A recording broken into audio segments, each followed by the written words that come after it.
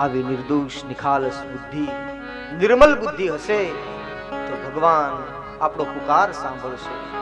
હૃદયમાં રહેલો ભાવ છે એ જ પરમાત્માની મૂર્તિ છે. કદાચ વ્રત તૂટે તો તોડી નાખજો. હું આ વ્યાસપીઠ ઉપરથી બહુ જવાબદારી પૂર્વક બોલું છું, પણ ક્યારેય કોઈનું હૃદય તોડશો નહીં.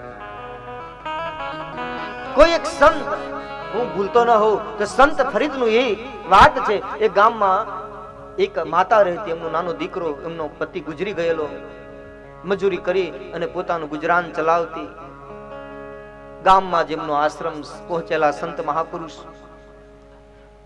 એમની ઉપર બહુ જ શ્રદ્ધા, અટલ શ્રદ્ધા. એ માતાને દીકરાનું પાલન પોષણ કરે છે. એમનો જન્મ દિવસ આવ્યો એટલે વિશેષ તો કંઈ ન કરી શકે, કારણ કે ગરીબ હતી, મજૂરી કરીને પોતાનું ગુજરાન ચલાવતી.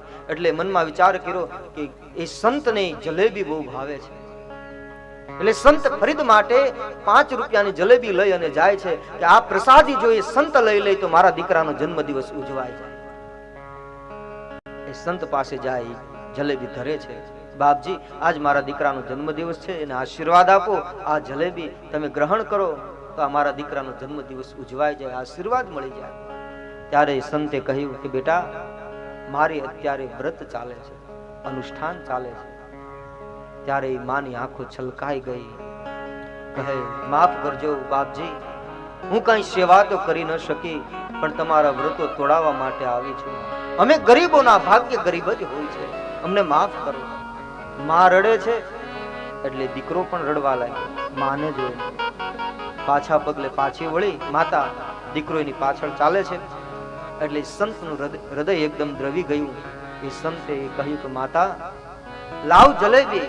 કહે, બાપજી તમારું વ્રત તૂટશે. ત્યારે સંતે કહ્યું, વ્રત તૂટે તો ભલે તૂટે, પણ કોઈનું દિલ તૂટવું નથી. દિલમાં ભગવાન રહે છે, હૃદયમાં ભગવાન રહે છે. હૃદયમાં રહેલો ભાવ પ્રેમ છે, એ જ ભગવાનની મૂર્ત છે.